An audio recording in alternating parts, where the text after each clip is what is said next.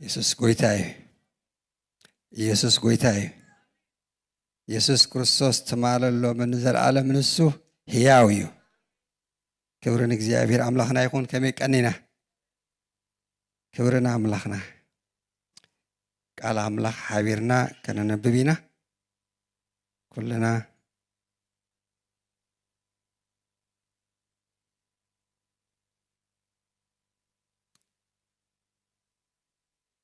كلنا مصحف إيساياس تنبيت إيساياس مراف 4 حدن لو تسمو ننببا اسكنا خبر أملاك تسينا خننببا إنا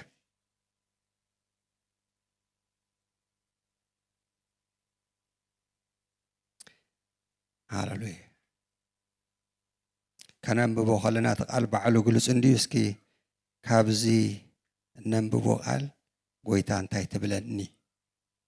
ኢልና ኩልና ንናና መጽሓፍ ቅዱስ ሒዝና ተምዚ ሓዝናውን ምስ ጎረቤትና ዘሎ ጽግዕ ኢልና ተዛረበን ንበሎ ስማዕሎ ምዕራፍ 41 ኢሳያስ 41 ካብ ቁጽሪ 8 ስጋብ 16 ዘሎ ግናኸ ኣታ እስራኤል ባርያይ ኣታ ያዕቆብ ዝሓረኹኻ ዘርኢ አብርሃም ፈታውየይ ኣታኻ ወሰናት ምድሪ ዘምጻእኩኻ ካብቲ ኣዝዩ ርሑቕ ፀዊዐ ባርያይ ኢኻ ሓሪኹኻ ኣይናዓቅኩኻን ድማ ዝበልኩኻ ምሳኻ እሞ ኣይትፍራሕ ኣነ ኣምላኽካ እሞ ኣይትሸበር ከበርታዓካ ክረድኣካ بيمانيت إتصدق أيون كدقفكاي إنه أتم أبخا زندرو كلهم كنورون كحافرون إيوم مسأرر تخدم كم زين بورو خانون كتقفون إيوم أنا نيمانيت إتكا زحس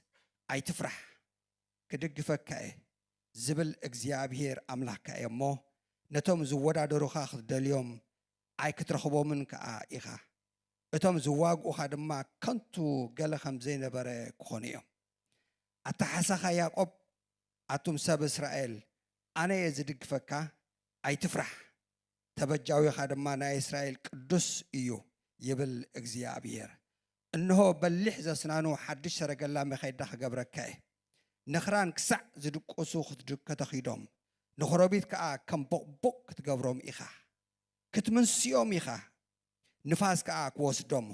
ወቡላውን ክዘርዎም እዩ ንስኻ ግና በእግዚአብሔር ክትሕጎስ በት ናይ እስራኤል ቅዱስ ድማ ክትሕበን ኢኻ ይብለና ሕጂ ግና ኣታ ያዕቆብ እቲ ዝፈጠረካ 43 ኣታ እስራኤል ድማ እቲ ዝደኮነካ እግዚአብሔር ከምዚ ይብል ተበጀከ እሞ ኣይትፍራሕ ብስምካ ፀዋዕኩኻ ንስኻ ናተይ ኢኻ ብማያት ምስተሓልፍ مساخا كخونه بوحيز مستساجر كأ أيكتحلكان إيو بحو مستخيد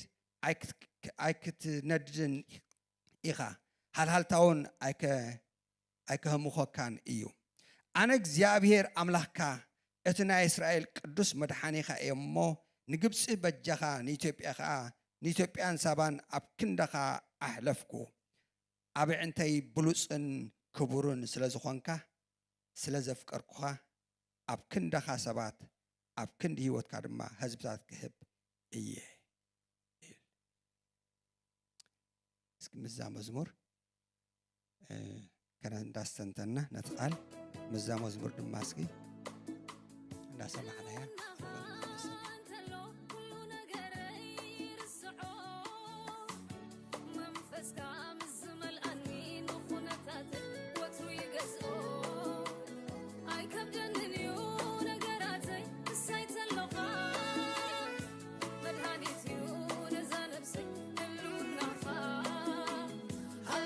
Say,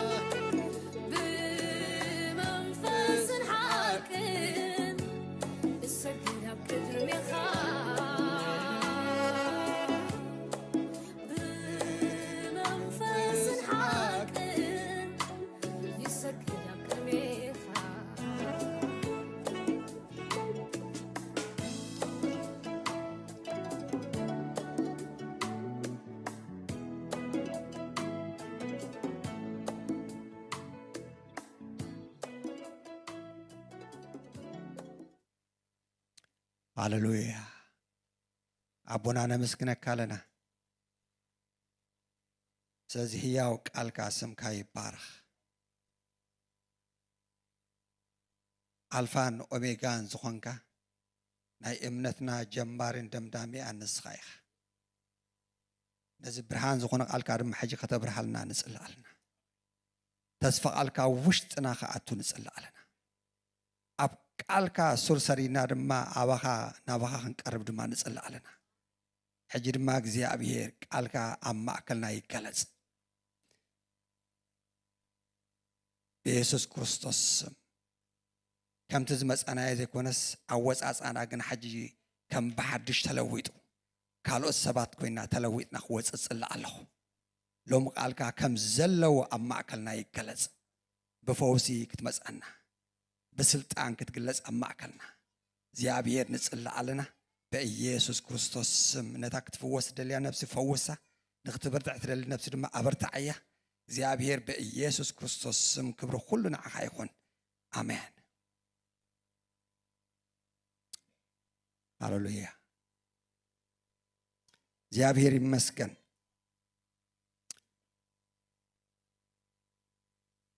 ኣብ ዘንበብናዮ ክፍሊ እግዚአብሔር ንያዕቆብ ወድማ ንእስራኤል ኢልዎ ኣታ ያዕቆብ ዝሓርኹኻ ዘርኢ አብርሃም ፈታውየይ ኢልዎ እግዚአብሔር ይመስገን ከምዚ ኢሉ ብዙሕ ተስፋታት ሂብዎ እግዚአብሔር ኣይትፍራሕ ክብል እንከሎ ምስቲ ቃሉ ድማ ተስፋ ይህብ እግዚአብሔር ስቂሉ ኣይትፍራሕ ኣይኮነ ኣይብልን እግዚአብሔር ግን ኣይትፍራሕ ነገራት እኮሎ ግን ኣይትፍራሕ ይብል እግዚአብሔር ኣብ መጽሓፍ ቅዱስ በመጽሓፍ ቅዱስ ክልተ ዓይነት ፍርሃት ኣሎ ሓደ እቲ እግዚአብሔር ንእግዚአብሔር ፍርሃዮ ዝብል ቃል ፍርሃት ኣምላኽ ወ ናይ መጀመርታ ጥበብሲ ፍርሃት እግዚአብሔር ይብለና ንእግዚአብሔር ምፍራሕ ጥበብ ከም ዝኾነ ምስትውዓል ከም ዝኾነ መጽሓፍ ቅዱስ ይዛረበና መጀመርታ ጥበብ ንእግዚአብሔር ምፍራሕ እዩ ኢሉ ምሳሌ ይዛረብ ነቲ ቅዱስ ምፍላጥ ከዓ ምስትውዓል ይብለና ኢዮብ ክዛረብ ከሎ ድማ ንሰብ ድማ እነሆ ፍርሃት እግዚአብሔር ሲ ጥበብ እዩ ካብ ክፉእ ምርሓቅ ከዓ ምስትውዓል ኢሉ ነዛ ፍርሃት እዚኣ ኣይኮነና ኣብዚ ዝርኣ ዘሎ እዚኣ ፍርሃት እዚኣ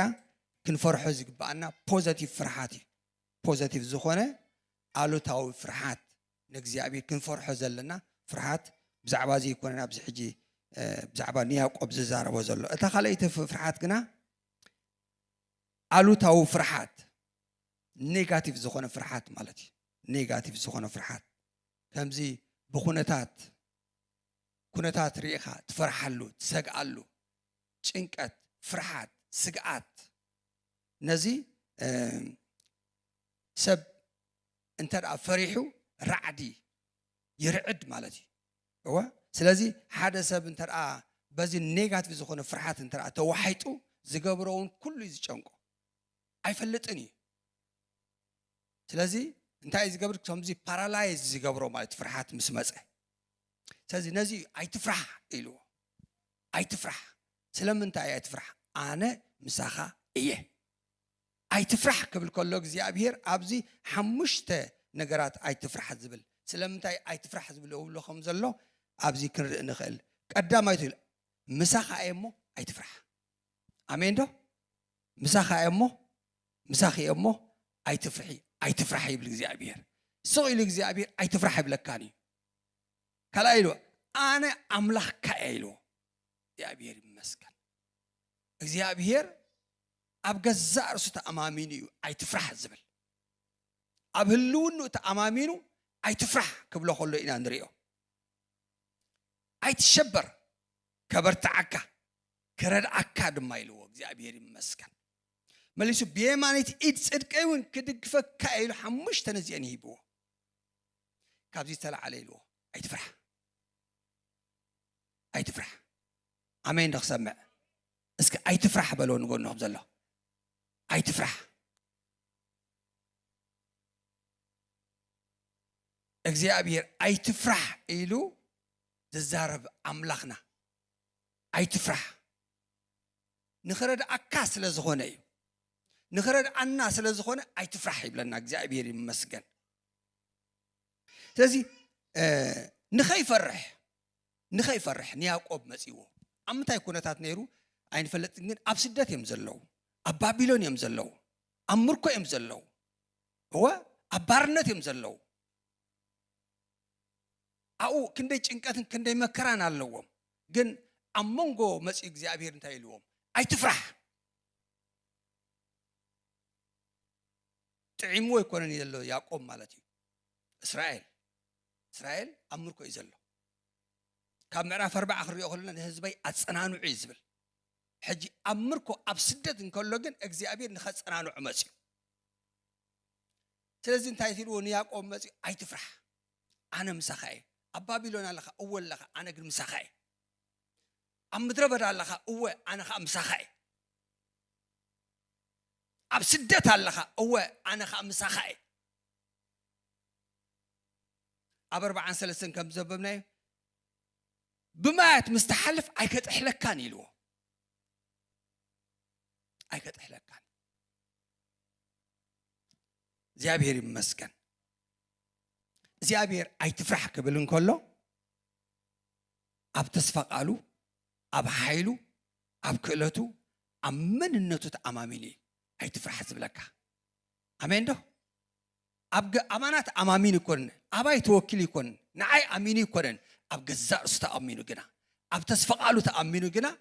أب كلتو تأمامينه أب حيلو تأمامينه أب سلطانو تأمامينه جنا أي تفرح زي أبي يري مسكن أي تفرح يبل أي تفرح زبل أملاخ يزلنا كنفرح فقاد أملاخ يكونن مغنياتهم أجزابير أنا مساخة يزلنا أنا مساخة أنا أملاك كبرت أكاي كرد أكاي رديت እግዚአብሔር كل شاب عايف اللينان بيمانت يصدق ايون انت هغبركاي كدغفكاي لعل يبلك እግዚአብሔር ስለዚህ እግዚአብሔር كل ጊዜ نعنا اي تفرح قبلنا خلو اي تفرحي قبلك خلو اي تفرحوا قبلنا خلو انتي تأماميني سلطانو تأماميني حيلو تأماميني تسفقالو تأماميني هلونو تأماميني እግዚአብሔር ይመስገን ሃሌሉያ እግዚአብሔር ይመስገን እዚ ተስፋት እዚ ንዓናውኒ ንያዕቆብ ተዛረቦ ነብርሃም ተዛረቦ ንመን ንዓናውኒ ገላትያ ምዕራፍ 3 ብዛዕባ እዚ ኣጸቢቑ ይነግረና ገላትያ ምዕራፍ 3 ብዛዕባ እዚ ክዛረብ እንከሎ ሓደ ጥቕስ ከንብበልኩም ይኻው እንታይ ይብል እቲ ጽሑፍ ኣምላኽ ንህዛብ ብእምነት ከም ዘጽድቆም ቅድም ርኢዩ ንኣብርሃም ኩሎም ኣሕዛብ በኣኻ ክባረኹ እዮም ኢሉ ኣቐዲሙ ኣበሰሮ እምበኣር እቶም ካብ እምነት ዘበሉ ምስ ኣብርሃም ምስ ተኣማኒ ክባረኹ እዮም ምስ መን ምስ ኣብርሃም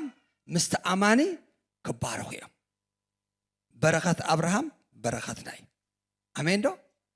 በረኸት ኣብርሃም እቲ እግዚአብሔር ንኣብርሃም ዝባረኹ በረኸት ንሕና ድማ ክንወርስዶ ክንባረኽ ናይ እግዚአብሔር ፍቃድ እግዚአብሔር ይመስገን ሃሌሉያ ስለዚ ኣብዚ ከም ዝብለና ንሕና እንታይ ኢና ወረስቲ ድማ ኢና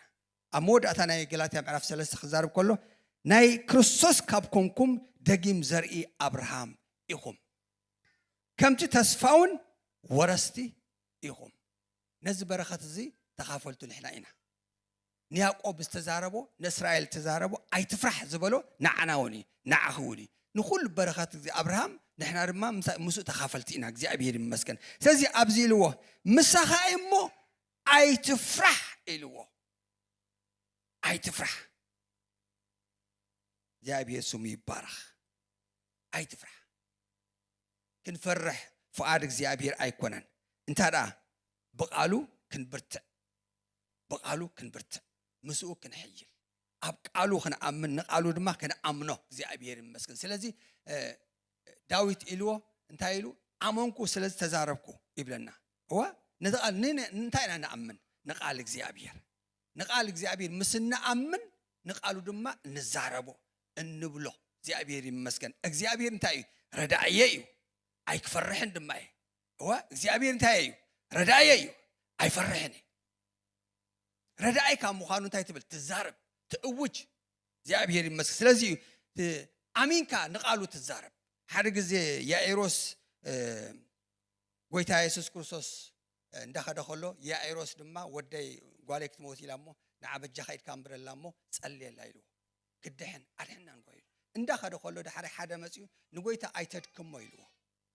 ጓልካ እንታይ ከናላ ማይታ ንጎይታ ኣይተድክሞ ጎይታ ሰሚዑ ያኢሮስ ኣይትፍራሕ እመን ደኣምበር ኣይትፍራሕ ኣሜን ደኽሰምዕ እመን ደኣምበር ኣይትፍራሕ ክንፈርሕ እግዚኣብሔር መይታ ኣላኮ ግን ተዛኣመነ ግና እንተ ሞተ እኳ ሕያው ክኸብሮ እግዚኣብሔር ይመስገን ነቲ ህይወት ዝህብ ጎይታ ምስኡ ኣሎ መን ጎይታ ኣሎ ምስኡ ኣሎ ንዓና እውን ጎይታ ምሳና ኣሎ እግዚኣብሔር ይመስገን ነቲ ዝሞተ እውን ሕያው ዝገብር ጎይታ ምሳና ኣሎ ኣይትፍራሕ ኢልዎ እግዚአብሔር ስሙ ይባረክ ኣይትፍራሕ ኣብ መጽሓፍ ቅዱስ እግዚአብሔር ነቦታትና ንብዙሓት ብዝተፈላለየ እዋን ኣብ ዝተፈላለየ ግዜ ርእሱ ክገልጸሎም ከሎ ኣይትፍራሕ ኢሉ ንኣብርሃም ንኣምነት ኢልዎ ኣብርሃም ኣብ ሓደ ኩነት ጭንቀት እንከሎ ኣብ ምዕራፍ 15 ኣብ ሓደ ጭንቀት እንከሎ ተስፋ እግዚአብሔር ደንጊዎ እንከሎ ምስ ደንጎዮ ድማ ብዙኾነ ነገር ድማ ፈሪሕ እንከሎ እግዚአብሔር መጽይዎ ኣብርሃም ኢልዎ ቃል እግዚአብሔር ከምዚ ኢሉ ኣብርሃም ኢልዎ ኣይትፍራሕ ዋልታኻ ኣነ ዋልታኻ እንታይ ኣነ ዋልታ ማለት ከለላ ማለት እዩ ዝከላኸለሉ ማለት እዩ ዕርዲ ዝኾኖ ማለት እዩ ስለዚ ከጥቅዑ እንኳን ተመፀ ዝከላኸለሉ ኣሎ እግዚአብሔር ኣብ ቅድሚ ደው ኢሉ ኣነ ዋልታኻ ኢሉ ኣይትፍራሕ ኢሉ ኣይትፍራሕ ኣብ ስጋኣቱ ኣብ ፍርሓቱ ኣብቲ ዝነበሮ ኩነታት ኩሉ ግን እግዚአብሔር መጽይዎ እግዚአብሔር ይመስገን ኣሜን ደኽሰምዕ ኣጋር ካብ ቤት አብርሃም ወፅያን ከላ ኣብ ምድረ በዳ እቲ ሒዛቶ ዝኸደት ማይ ኩሉ ተወዲእዋ ድሕራይ ሞት ወዳ ንኸይትርኢ ርሒቓ ከይዳ ሞት ወዳ ንኸይትርኢ ግን እግዚአብሔር ድምፂ ትቆልዓ ሰሚዑ መጽዩ ኣጋር ኢልዎ እግዚአብሔር ይመስገን ንኣጋር መጽይዋ እቲ ዝርኢ ኣምላኽ ድምፂ ዝሰምዕ ኣምላኽ ማንም ኣብ ዘይብሉ ኣብ ምድረ በዳ ኣብቲ ጸምጸም በረኻ መጽዩ እግዚአብሔር ጨው ዝበለ ምድረ በዳ እግዚአብሔር መጽዩ ኣብ ኣፍ ሞት እንከሎ ትቆልዓ እግዚአብሔር ግና ድምፂ ትቆልዓ መጽዩ ሰሚዑ መጽዩ እግዚአብሔር ይመስገን ኣይትፍርሕ ድማ ኢልዋ ኣይትፍርሕ كيف يدقف ينود خلوه أيتفرح كموت هيكونن قلنا عبي سبك قبر إيد ما يلوه كموت هيكون نسان نخموت هتصب زلا نموت تصبه ويتا قنا مسيوه نخموت زي كونسي قنا نعبي سبك قبر إيلوه زي أبير مسكن زي أبير نبوزحات أبوتات كم تقليس الله ماله نيسا مسي تقليس الله نيسا قني أملو دحراي تزخعاتهم مايات كل يحدقهم أمود أتاقنا فريحي እግዚአብሔር መጽይዎ ኢልዎ ነይሳ ኣሞድ ኣታ እግዚአብሔር ተራእዮ ኣነ ኣምላኽ ኣቦኻ አብርሃም ኣሜን ዶ ኣነ ኣምላኽ ኣቦኻ አብርሃም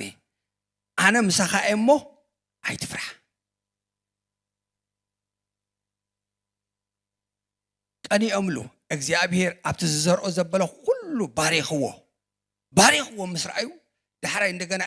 ዒላታት ድማ ክኹዕት ምስራዩ ንኩሉ ድማ ይሕዲጎሞ ኣሞድ ኣታ ግና ረሓቦት ኮይኑሉ ግን ድማ ቀኒ እምሉ ፈሪሑ ድማ ግን እግዚአብሔር መጽዩ ኣጆኻ እግዚአብሔር ብጎንኻ መጽዩ ኣጆኻ ከም ዝሐዋርያ ጳውሎስ ብጎነይ ቆመለይ ዝበለ ኒሳ ድማ ከምኡ ይጎንሉ ብጎን መጽዩ ደው ኢሉሉ ኣብቲ ስግዓቱ ኣብቲ ፍርሓቱ በይነይ ንሳቶም ግና ብዙሓት እዮም ግን ኣጆኻ በይንኻ ይኮንካን ኣነ ምሳኻ ኢልዎ እግዚአብሔር ይመስገን ኣነ ምሳኻ ዝብል ኣምላኽ ይዘለኻ እግዚአብሔር ይመስገን ሃሌሉያ ኣነ ምሳኻ ዝብል ኣምላኽ ይዘለና ዝድግፈካ ዘጻንዓካ ዘበርትዓካ ዘሕይለካ ካብቲ ዝደኸምካዮ ልዕል ዘብለካ ኣምላኽ ይዘለና ኣሜን ንኽሰምዕ እግዚአብሔር ይመስገን ሃሌሉያ ንሙሴውን ተገሊጹሉ መጽሉ እግዚአብሔር ይመስገን ሙሴ እንዳሰዓረ መጽኡ እንዳወረሰ መጽኡ ዳሕራይ ሓደ ንጉስ ግና መጽኡ ምስ ኩሉ ህዝቡን ሰራዊቱ መጽኡ ክዋግኦ መጽኡ ዳሕራይ ሙሴ ፈሪሒ ግድ ኮይኑ አይፈለጥን ግን እግዚአብሔር ይልዎ ሙሴ ይልዎ አይትፍራዩ ንዕኡን ንህዝቡን ንምድሩን ሂናዓኻ ሂበካለሁ ይልዎ አሜን ዶ ንሱ ክዋግኦ መጽኡ ሙሴ ግና ክትወርሶ ይልዎ እግዚአብሔር ይመስገን ሃሌሉያ እግዚአብሔር አይትፍራ ክብል ከሎ بدحريو تورس نجار الله أمين ده كتمارو خمي خاملاتيو كترات عمي خام صلاة كورك يوم እግዚአብሔር ይመስገን ሃሌሉያ እግዚአብሔር ይተንስ صلاة فح يبلو دم يلو እግዚአብሔር ይመስገን ሃሌሉያ ሙሴ ሆም ይሉ ሪዩ صلاة خورك كله مسرائي እግዚአብሔር ይመስገን كوميل تزاريبو እግዚአብሔር ይተንስ صلاة دم فح يبلو هو فح يلم راعلم كم زين برو دم خينم صلاته دقيم እንደገና خورسهم كيلو እግዚአብሔር ይመስገን አይትፍራህ እንዳበለ ዘውርስ አምላኽ እግዚአብሔር ይመስገን አይትፍራህ ይሉ አይትፍራህ አይፈርህን ያስከንበል አይፈርህን ኤልያስ ነታ ሎሙ በልዕና ጽባሕ ክንመውቲና ትብል ሰበይቲ መበለት ሰበይቲ መጽዋ ንሳ ሎሚ በልዓ ንጽባሕ ንኽትሞት ሞት ጽበዘላ ሰበይቲያ ሞት ንጽበ ሰበይቲ እግዚአብሔር ግና ንባሪኡ ኤልያስ ይልዋ አይትፍርሕ ይልዋ አሜን ዶ አይትፍርሕ ተአምራት ዝገብር አምላኽ አለና ናይ ተአምራት አምላኽ ምሳና አለ አሜን ዶ ነት ዘየሎ ስሉ ዝገብር አምላኽ አለ ሃሌሉያ አቢዳ ኮምንም የለን ግን እግዚአብሔር ከሞልኦ እግዚአብሔር ይመስገን ተአምራት ይገብር እግዚአብሔር ተአምራት ናይ ተአምራት አምላኽ ምሳ ያለው ምሳ خلو ምሳ خالو አይትፍራህ ዝብል ንት ጎደለኻ እኮ ኸሞለአ ይብል እግዚአብሔር ይመስገን ሃሌሉያ ሞት ንትጽበ ሰበይቲ መጽኡ አይትፍርሒ አጆኺ ይልዋ ሃሌሉያ ንሎም ጥራሕ አይኮነን ሃሌሉያ ንሎም ጥራሕ አይኮነን ዝናብ ክሳብ ዝዘምን ዝነብ ገና ክትመልእ ይኦ ይልዋ ክመልአኪ ካባኸ ተሪፉስ ክተርፍ ይልዋ ናይ ተአምራት አምላኽ ይዘለና አሜን ዶ ሃሌሉያ ክብርን እግዚአብሔር አምላኽና ይሁን ክብርን እግዚአብሔር አምላኽና ይሁን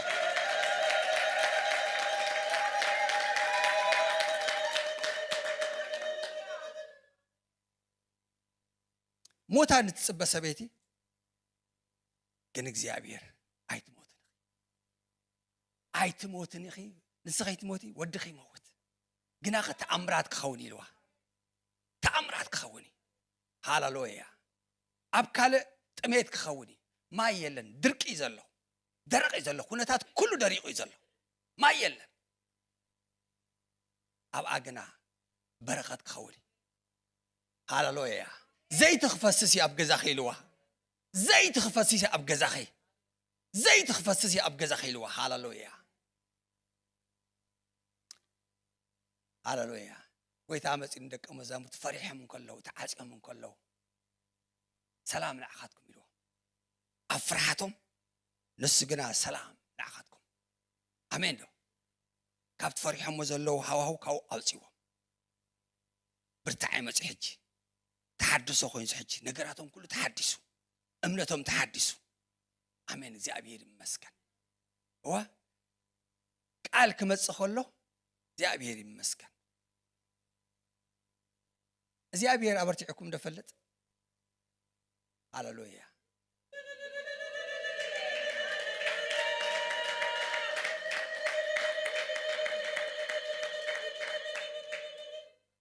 አብዱኻም ኩንዶ ሒልኩም ፈለጥ እግዚአብሔር ክንደሻብ አበርቲዕንሎ ክንደሻብ መሊስንሎ ክንደሻብ ተስ አጆኻ በርቲዕንሎ ክንደሻብ አነ ምሳኻ ኤልንሎ እግዚአብሔር ይመስገን አምሹ ዳሓትኩም ኮም ተዛ እግዚአብሔር ዝዛረብ አምላኽ ዝዛረብ አምላኽ ዝመልስ ዝሕይል ዘበርትዕ አምላኽ ሃሌሉያ አይትፍራህ بسب أي كائن زبال بإግዚአብሔር جنا يكائن نسب أي كائن زبال بإግዚአብሔር جنا كله يكائن እግዚአብሔር زي كل ነገር የለም እግዚአብሔር ይመስገን ሃሌሉያ ሓደ ጊዜ ንጉስ ሶርያ አውሽጥ ኮይኑ እንዳመኸረ دحري نت مخرس بدق خوينو زفشلو له اجي إلسا دما يصلي نغوس اسرائيل دما ينغرو دحري حريق حدوان من يخابنا خمونغنا من يخمونغنا مستيري كل زوصو نانو اي غويتاي كوم ايكون اتي اب اسرائيل زلو إلسا نسي نغوس اسرائيل زنغرو نتي نسخاوش اتخونكا تزارب كايو زحلم كايو استراتيجيك زوص خايو نخلو نغوس اسرائيل زنغرو نسيلو بلو خيرو امصول حيلو هاللويا إلسا جنا بسرقلا نايك زيابي تخللي سرقلا تسديدو دحراي تقليا مصي ريو ترايس كله كرتما تخبيب الله بسرقلا تاتن بسراويتن تخبيبو لكتما اي غويتا يطفانا يلو كابتوم اباتاتوم زلو مساتاتوم زلوس اتمسانا زلو يبرتع يلوما امين دو برتع جigna እግዚአብሔር ምሳና አለው ሃሌሉያ ካብቲ ምሳታቶም ዘሎስ እቲ አባኻ ዘሎ አምላኽ ያዕቢ ሃሌሉያ አምላኽ ያዕቢ ንሱ ቅልጽም ስጋ ኢልዎ ሃሌሉያ እቲ ምሳና ዘሎ ግና ዘላለም እግዚአብሔር አምላኽ ኢልዎ እግዚአብሔር ይመስገን ናይ እግዚአብሔር ሓለዋ ኩል ሻብ ምሳኻይ ሓለዋ እግዚአብሔር ሓላው ኢሉ እግዚአብሔር ይመስገን ሃሌሉያ ከመን ዳይት ፈርሕ ኢሉ ዳዊት እግዚአብሔር ከሕልወካ እንተ ደኣ ፈትዩ ከሕልወካ መለኮታዊ ናይ እግዚአብሔር ሓለዋ ኣብ ዙርያና ኩሉ ሻብ ኣሎ አሜን ዶ መዝሙረ ዳዊት 34 መልአክ እግዚአብሔር ኣብ ዙርያቶም ዝፈርዎ ይሰፍር እንታይ ከገብሮም የናቅፎም ድማ ይልና እግዚአብሔር ይመስገን ኣብ ጸግዕቱ ልዑል ዝሓድር ኣብ ጽላልቱ ኩሉ ዝኽእል ድማ እንታይ ይገብር ይነብር ኢልዎ ሃሌሉያ ንእግዚአብሔር ጸግዒን ዕርደይን ዝውከሎ ኣምላኸይን እዩ ድማ ኢልዎ እግዚአብሔር ይመስገን ሃሌሉያ ካብ መጻወዲ ሃዳናይ ዘናግፍ ኣምላኽ ኣለና ሃሌሉያ ኣው ምስተጸጋዕና ክትንክፈካ ዝኽእል የለን ተሰዊርካ ኣብ ክርስቶስ ተሰዊርኩም አልኹም ብለና ኣመን ኣብ ክርስቶስ መሰወሪና መን ክርስቶስ እዩ ሃሌሉያ ንዓይ ክወግእ እንተ ደኣ ኮይኑ ንክርስቶስ ክወግእ ኣለዎ مجمرتا نكرسوس كرخبو الله هاللويا تزي قال እግዚአብሔር ይብለና نحسخاتكم اب كرسوس تسويركم اللهم مني بدمو تشفينا لنا بدمو خليلنا الله قويتا هاللويا بملأخت عجبنا الله هاللويا اسنا اخو قلت تسرح صورس اي كتقمني زبلسي كنت يكونن اي كتقمني مالتي اي كتقمني نعها نخغد بزخونه يكون እግዚአብሔር ግና አይ ከተቀመኒ ይበል እግዚአብሔር ይመስገን ስለዚህ ቃል አምላክ እንታይ ይብለና ቃል እግዚአብሔር ዝኾነ ይኹን እንተሎ ሓደ ግዜ ብዝኾነ ይኹን እንደ ሐሰብ ኮለሆስ ቃል እግዚአብሔር መጽኒ ድሌትኩም ዘበለሲ በጸሎት ልማኑን ምስጋና አባ አምላክ ይፈለጥ እንበር በገለኳ አይተጨነቁ ዝብል ቃል ዱብ ይል ወሪዱ ነገር ተፈትዩ አሜን ዶ እቲ ቃል መስመጽት ነገር ተፈትዩ ጸልይ ነገር ይፍትህ ይብል ምንም ክትጭነቅ ዘይለከስ ግን ጭንቀት ከናብ እግዚአብሔር አምጻዮ አቱም ጾር ዝኽበረኩም ኩልኩም ናባይ ንዑ ይልና እግዚአብሔር ይመስገን ጾርና ንዑ ክንህቦ እንባር ንሕና ክንሽከሞ ይኮነን ድሌትና ዘበርስ ንዑ ክንነግሮ ከለና ሽዑ ነገራትካ ሁሉ ይቅንጠጥ ዝኸበደካ ዘበለ ሁሉ ይቅንጠጥ ግን እግዚአብሔር ይሐልፍ አብክንዳህ ሃሌሉያ ንኹሉ ንስ ሓላፍነት ወስድ ማለት እዩ ማን ይወስድ እግዚአብሔር ሓላፍነት እግዚአብሔር ካወሰን ታይ ገደሰና አነ ዝጭነቅ ሃሌሉያ አብክንዳይ ዝግደስ ዝጭነቅ አለኒ ምን አለ እግዚአብሔር ባዕሉ ሎ ሃሌሉያ ንኸይ ጭነቅ እግዚአብሔር ባዕሉ ነገራት ሁሉ ይሐልፍ ስለዚህ ብዙኾነ ይኹን ድሌት አለ ዘጨነቀና ነገር እግዚአብሔር ይፈልጥ ናይና ብራ ነገር ኮይ ዘጨነቀና ናይ ዝኾነ ነገር ኮይ እሱ ኮይ ዘጨነቀ ግን እግዚአብሔር ይፈልጥ ዛዕባ ካስለ ዝግደሰው አይጨነቅ አጆኻ አነምሳኻይ አሜን ዶ አነምሳኻይ ሃሌሉያ አነምሳኻይ ሓደ ግዜ ኮፊል እንደ ሐሰብኩን እንዳስተንተን ኮለኹም አሎ ምሳይ ድምጽ ዝብል መዝሙርሲ ብሎኽ ኢሉ ወፂ ዋው ሽዑ መዝሙር ዘሚረይ እስኪ ንዘምሮ አሎ ምሳይ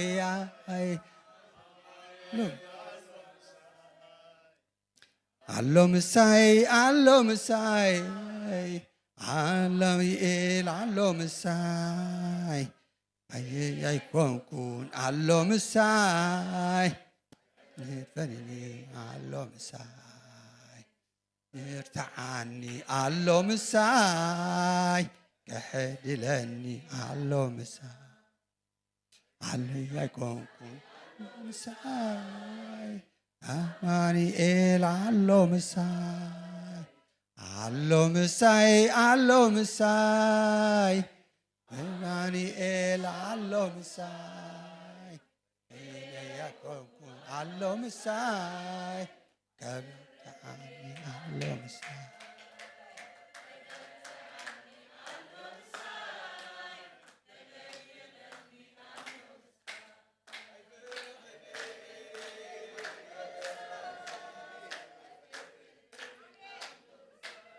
ሃሌሉያ ከበርታዓካ ምሳኻሎ ዘበርታዕ አምላኽ ምሳኻሎ ዘሕይል ዘተንስእ አምላኽ ካብ ዝደኸምካዮ ካብ ዝወደቕካዮ ልዕል ዘብለካ አምላኽ ምሳኻሎ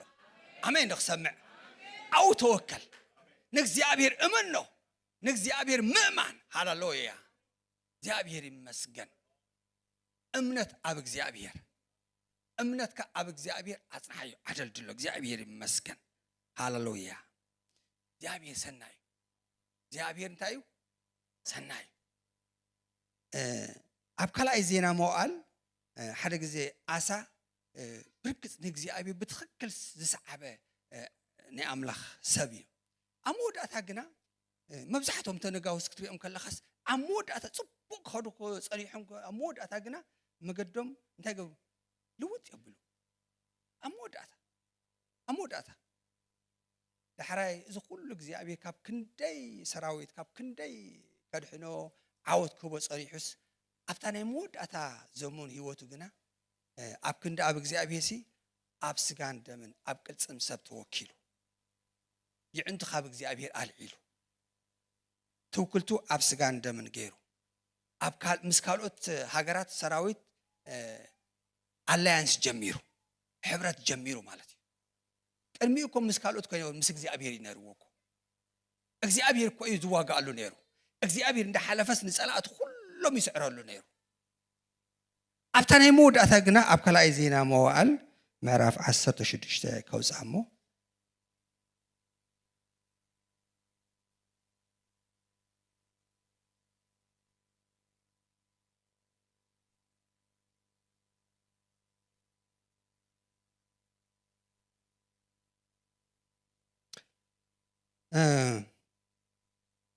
عسى شدشته مرف كلاي زينا مرف عسى شدشته كله تاريخ أولنا دحراي إخزيابير نحد هنانيز بعد نبي ريو رأي وانت رأيز بعد نبي ريو ناب عسى نجوس يهودا مسيبلو أب نجوس سوريا سلت تمور كسكايلو أجي مركوسون من غيرو نجوس سوريا غيرو كدام قد مركوسون من نيرو إخزيابير نيرو إذا كل زمن ملو زمن هيوتو مركوس من نيرو እግዚአብሔር نيرو أب እግዚአብሔር أملاخ جنا سلا زيت موركسكا سلا زي أتي سراويت نجوس سوريا كاب إيد كا ملوء إثيوبياوين ليبياوين قدارهم مس عزي بزح سراويتن فرنسياتن أبي سراويت أين برون أب እግዚአብሔር سلا تموركسكا جنا نعتاتهم أب إيد كا حبكا إلو كزارة بقول حجي خمسيلو نتم فتصيم اللبوم نابوز سقع ما انت خاصنا عمسي عينتك زيابير ناب الزلة مدرئين ززورة عمين دخ سمع